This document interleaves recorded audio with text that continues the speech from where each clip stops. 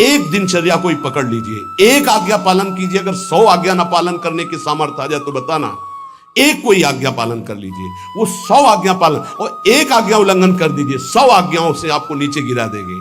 एक दिनचर्या पालन कर लीजिए, आप अपने मन को आज्ञा पर लगा दीजिए, एक दिनचर्या पालन कर लीजिए। कौन सी दिनचर्या ऐसी कठिन है जो आप पालन नहीं कर सकते? मैंने एक यूरोप का आदमी था, वो बहुत अमीर था।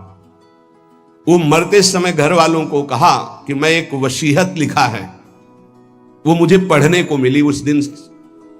पूज्य नारायण स्वामी जी कह रहे हैं, उसमें कोई रुपया पैसा की वसीयत नहीं थी। उसने एक बहुत मोटे अक्षरों में शब्द पूरा खाली, पूरी डायरी खाली, केवल एक शब्द, और कहा मैं ये वसीयत आप लोगों को लिखकर, time is money in the world. सही शब्द है कि गलत है? वर्ड होगा, हाँ, क्योंकि ज्यादा पढ़े लिखे। Time is money in the world. दुनिया में सबसे बड़ी संपत्ति समय है। दुनिया में सबसे बड़ी संपत्ति समय है। जब से मैंने ये पढ़ा तो इस दास ने समय की सदैव कद्र की है, हर समय को सार्थक किया है। या निरर्थक करने में समय की सार्थकता समझ रहे हैं। निरर्थक सोना, निरर्थक बातें करना, बिना भजन के जो सेकंड गया व्यर्थ गया। बहुत सुंदर बात है। जिसने समय की कीमत पहचान ली वो सबसे बड़ा संपत्तिवान। Time is money in the world. संसार में समय ही सबसे बड़ी संपत्ति है। समय की सदुपयोग वृत्ति, राधा राधा राधा राधा, इसको पाबंदी में बांधिए, तुम्हारा लोक परलोक दोनों सुधर जाएगा। समय को एक, इस समय ये, इस समय ये, इस समय ये, इस समय ये। परसों जब इसी का सत्संग हुआ था तो ये हुआ था कि यदि आपने किसी को 5 बजे का समय दिया तो 5 मिनट पहले पहुंच जाइए। ये साधक का लक्षण होता है। अगर 3:30 बजे से वाणी पाठ होता है तो आपको यहां 3, सवा 3 बजे ही उपस्थित हो जाना चाहिए। आप सर्वांतर्यामी भगवान के द्वारा दिया हुआ दिव्य मानव देह और दिव्य सत्संग और इसको दिव्य बनाने का अवसर खो मत। नहीं, ये सोने के लिए नहीं, ये व्यर्थ के लिए नहीं, ये मुंह दिखी करने के लिए नहीं है, ये अंता से पालन करने के लिए है। जब से मैंने ये शब्द पढ़ा था, time is money in the world, तो अपने जीवन में कभी 1 मिनट भी व्यर्थ नहीं खोने दिया। 1 मिनट भी। देखो, यही लगन नींद पर विजय प्राप्त करवाती है। यही लगन कि मुझे समय बर्बाद नहीं करना, जितना अधिक से अधिक भजन। पता नहीं आज शाम हो कि ना हो, हम क्यों अपने इस दिव्य समय को नष्ट करें? पर लोग समय कटता नहीं है इसलिए टेलीविजन और कई कई प्रकार की बहिर्मुख वृत्तियों को स्वीकार करते हैं कि समय काटना है। बोले समय नहीं कटता। और सही पूछो तो भगवान से मनाया जाता है कि नींद ना आवे, कभी रात्रि ना हो, इसके लिए कि मैं रात्रि हो गई तो 10 घंटे 8 घंटे सो रहा हूं। नहीं, रात दिन भजन, जाना है यहां से। पता नहीं आप लोगों के दिमाग में है कि नहीं है। हर समय बात है कि जाना है। कोई भी मिनट आखिरी हो सकता है। बिल्कुल चलो, जाना है। फिर किस बात के लिए उदास हो जाना, निराश हो जाना? क्योंकि ये पक्का पता मुझे जाना है। कहां जाना है? लाडली जी के पास जाना है, जिनके लिए तरस रहे हैं, उनके पास जाना है। तो उसमें कोई भय है क्या कि जाना? जिनके लिए हम तरस रहे, तड़प रहे, उनके पास जाना है। जहां अनंत जन्मों से बिछड़े वहां जाना है। कोई आश्चर्य की बात है, कोई दुख की बात है, कोई घटना की बात है। और जाने का ये बुलावा है। एक माई है, भयंकर कैंसर से पीड़ित है। मुस्कुराहट के सिवा कभी हमने उसके मुख में उदासी नहीं देखी।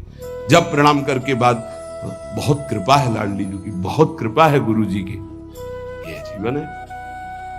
आपके अंदर अगर थोड़ी देर सोचो कि कैंसर की रिपोर्ट आ गई, अब कैसा लगेगा? कैसा लगेगा? तो भगवान ने हमें क्या दिया है? थोड़ी देर आंख बंद करके सोचो, यदि तुम्हारी आंखें ज्योति रहित हो जाए तो कैसा लगेगा? घबराहट पैदा हो जाएगी। आप देखो, अभी आंख बंद करो, सोचो अगर ये सदा सदा के लिए ऐसी हो गई तो भगवान ने कितनी कृपा दी। तुम सुन सकते हो, बोल सकते हो, देख सकते हो, सुन सकते हो, चल सकते हो, अभी स्वस्थ हो। समय की कदर करो। नहीं, ये समय निकला चला जा रहा है, ये वापस नहीं आने वाला। और स्थिति ऐसी बना लो कि हर स्थिति में तुम्हारा मंजीरा बजने से रुके ना, पक्का।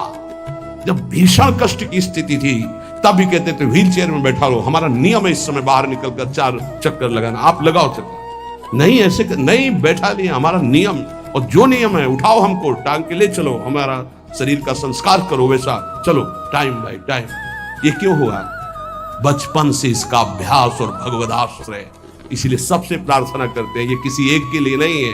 व्याधि मंदिरम शरीरम व्याधि मंदिरम, कौन सा देवता प्रकट हो जाए, किडनी फेल कर, कितने प्रकार के रोग हैं भैया। और एक बार जहां रिपोर्ट आई कैंसर, खत्म के भजन साधन सब खत्म, चेहरे का रंग बदल, दिल बोले ब्लॉक हो गए इस दोनों में से। अब वो परेशान, अरे ब्लॉक नहीं, फेल हो जा पास हो जा, इसमें क्या जाना, राधा राधा हर समय तैयार है।